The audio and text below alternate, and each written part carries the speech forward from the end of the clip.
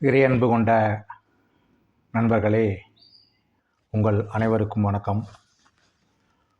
நம்ம இப்போ பார்த்திங்கனாக்குங்க, அனுபவம் 1000 அப்படிங்கிற 2வது பகுதிக்கு வந்திருக்கிறோம். நான் எனக்கு மனக்குழப்பமாக இருக்கும்போதெல்லாம் நான் என்ன செய்வேன் அப்படிங்கிறத உங்களுக்கு சொல்ல விரும்புகிறேன். நான் பார்த்திங்க அப்படின்னாக்குங்க, புத்தகங்கள் படிப்பேன், வாசிப்பேன். புத்தகங்களை விட உங்களுக்கு அறிவுரை சொல்லக்கூடிய மிகச்சிறந்த நண்பன் யாருமே இல்லை என்று நான் சொல்லுவேன். மனக்குழப்பமாக இருக்கிறப்பெல்லாம் ஒரு புத்தகங்கள் எடுத்து சில பக்கங்கள் வாசித்தாலே போதும். நான் விவேகானந்தரின் கடிதங்கள் என்ற ஒரு புத்தகம் வைத்திருக்கிறேன். விவேகானந்தரின் பக்தி யோகம், கர்மயோகம், ஞான யோகம், ராஜயோகம், இந்த 4 புத்தகங்கள் வைத்திருக்கிறேன். இதற்கு மேல் பகவத்கீதை வைத்திருக்கிறேன், குரான் வைத்திருக்கிறேன், பைபிள் வைத்திருக்கிறேன்.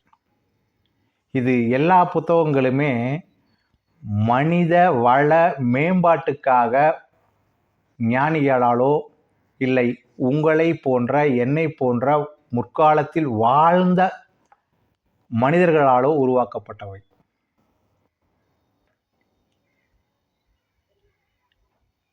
எனவே இப்போ நீ என்ன அவ்வளோ பெரிய ஞானியா அப்படின்லாம் கேட்டுறாதீங்க. ஞானியும் இல்லையா, நான் ஒன்றும் இல்லை. அதனால் நீங்கள் இந்த ஞான வாழ்க்கை அப்படிங்கிறது வேற. இதுதான் அந்த புத்தகம்,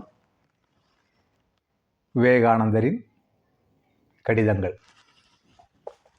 இந்த விவேகானந்தரின் கடிதங்களை பார்த்தீங்க அப்படின்னாக்கா, இவர் அமெரிக்காவில் பயணம் செய்தப்போ இந்தியாவில் இருக்கக்கூடிய தன்னுடைய நண்பர்களுக்கு, தன்னுடைய சகோதரிகளுக்கு, தன்னுடைய சகோதரர்களுக்கு கடிதமாக எழுதியிருக்கிறார். நமக்கு தான் இன்றைக்கி கடிதம் எழுதக்கூடிய பழக்கம் இல்லையே. எனது பாட்டனார் எங்கள் அப்பாவுக்கு ஒரு கடிதம் எழுதுவார். அந்த கடிதங்கள் எல்லாம் என் தந்தையார் சேகரித்து வைத்திருந்தார். என்னுடைய அம்மாவுடைய அப்பா எங்கள் அப்பாவுக்கு கடிதம் எழுதுவார். என்ன என்று தெரியுமா ஆரம்பிப்பார்கள்? சிரஞ்சீவி மகனுக்கு அப்படின்னு சொல்லிட்டு அவங்க அப்பா ஆரம்பிப்பார். முடிக்கிறப்ப செழிப்புற்று வாழ்வாயாக அப்படின்னு முடிப்பார். எங்கள் அப்பிச்சி அம்மாவுடைய அப்பா, அவர் கடிதம் எழுதினார் அப்படின்னாலும் சிரஞ்சீவி மாப்பிள்ளைக்கு அப்படிங்கிற வாசகத்தோடு ஆரம்பிப்பாங்க.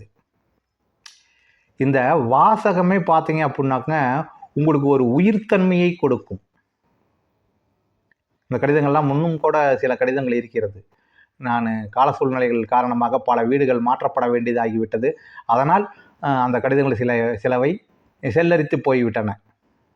இருந்தாலும் இந்த விவேகானந்தரின் கடிதங்கள் புத்தகம் நமக்கு பொக்கிஷமாக நான் அவ்வப்போது எடுத்து படிப்பேன்.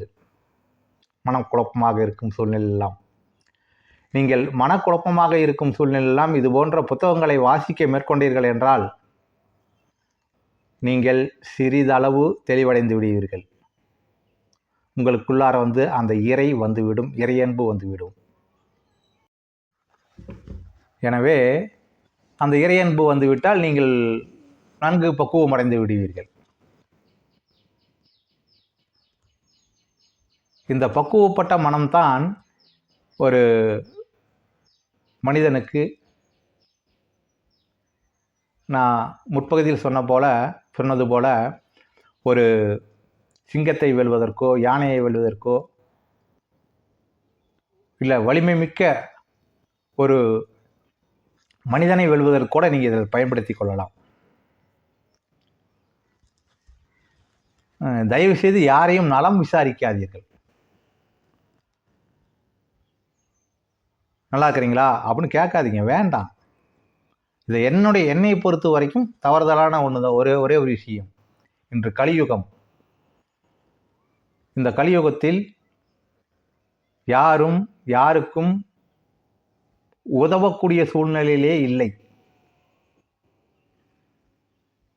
மனிதத்துவம் கெட்டு மணித்தத்துவமாகிவிட்ட சூழ்நிலையால் யாருக்கும் யாரும் எதையுமே உதவி செய்யும் மனப்பான்மையில் இல்லை. அப்படி இருக்கும் பட்சத்தில் நீங்கள் ஏன் அவரிடம் நலம் விசாரிக்கிறீர்கள்? நீங்கள் அவர் நல்லா இல்லை என்றால் நீங்கள் அவருக்கு ஏதாவது தரப்போகிறீர்களா? நலம் விரும்பினா அதை பண்ணணும். அப்போ இது நான் சொல்வது தவறாக கூட உங்களுக்கு தெரியலாம்.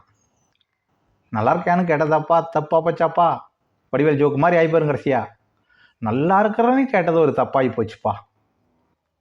அவங்க திருப்பி கேட்குறாங்கன்னு வச்சுக்கோங்க, நல்லா தான் இல்லை, இப்போ ஏதாவது பண்ண போறியா நீ எனக்கு அப்படின்னு கேட்டாங்க அப்படின்னாக்கா உங்களுக்கு என்ன சூழ்நிலையில் இருப்பீர்கள்? உங்களுடைய மனம் எப்படி இருக்கும்?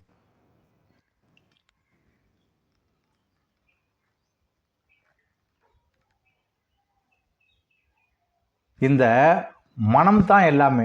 தயவுசெய்து யாரையுமே வருந்தும்படியாக பேசாதீங்க. அது யாராலையும் முடியாது, அது வேறு விஷயம். நான் அப்படி தான் யாரையும் வருந்தும்படியாக பேசுறது கிடையாது. முடிஞ்ச வரைக்கும் பேசுறது கிடையாது. என்னுடைய குடும்பத்தில் உள்ளவர்கள் என்கிட்ட கொஞ்சம் வருந்திக்குவாங்க. ஏன்னா அவங்களுடைய என்னுடைய இயலாமை, அவர்களுடைய புரியாமை, இங்கே ரெண்டுமே நடக்கும். இயலாமையும் நடக்கும், புரியாமையும் நடக்கும். அதனால் பார்த்தீங்கன்னாக்கங்க, மனம் செம்மையாக வைத்துக்கொள்ள நீங்கள் அற்புதமான புத்தகங்களை தேர்ந்தெடுங்கள். நல்ல புத்தகங்கள் நிறைய உள்ளன. அதையெல்லாம் தேடி தேடி படியுங்கள். உங்களுக்கு பிடிச்சது படிங்க. படிக்காதவங்க இன்றைக்கி பார்த்தீங்கன்னா சோசியல் மீடியாவில் சில புத்தகங்களை பற்றிய புத்தகங்களே அப்படியே கொடுக்குறாங்க, படிக்கிறாங்க. அதை கேளுங்க, தப்பு இல்லை. ஃப்ரீயாக இருக்கிற நேரத்தில் கேளுங்க. நல்ல விஷயங்களை கேளுங்கள், நல்ல விஷயங்களை பாருங்கள், நல்ல விஷயங்களை தேடுங்கள், நல்ல விஷயங்களை சொல்லுங்கள், நல்ல விஷயங்களை பேசுங்கள். இப்படியெல்லாம் நீங்கள் மாறி வந்தீர்கள் என்றால் உங்களுக்கு நல்லதை தவிர வேறு ஒன்றுமே நடக்காது.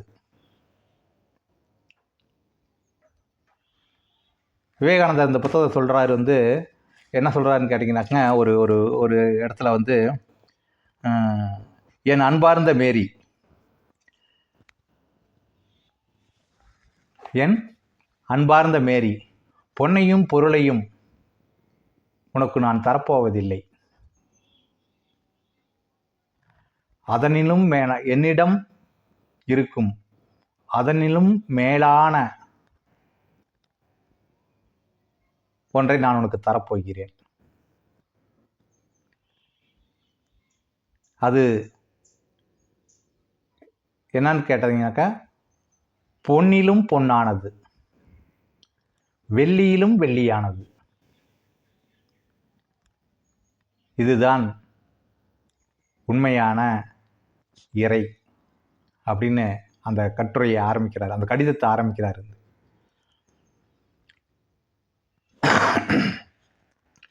இந்த கடிதங்களில் அவ்வளோ விஷயங்கள் இருக்கிறது. நீங்கள் படித்து பாருங்கள், வாசித்து பாருங்கள். இப்போ நான் சொன்ன விஷயம் எத்தனை பேருக்கு புரிஞ்சிருக்குன்னு தெரியாது. சிற்றின்பத்தையும்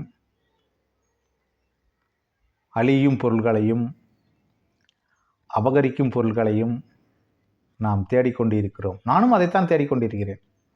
ஏன்னா கலியுகத்தில் வாழ்க்கையை ஓட்டி ஆகணும் இல்லைங்களா? காலச்சக்கரத்தை நகர்த்தி ஆகணும் இல்லையா? அவனின்றி அணுவும் அசையாதுங்கிறத விட பணமின்றி எதுவுமே அசையாதுங்கிறது சூழ்நிலைக்கு நாம் தள்ளப்பட்டு விட்டோம். எனவே நீங்கள் அன்போடும் ஆனந்தத்தோடும் வாழ்க்கையில் சிந்தித்து அமைதியாக செயல்பட்டு வெற்றி பெற வேண்டுகிறேன். இறையன்பு கொண்ட நன்றி, வணக்கம்.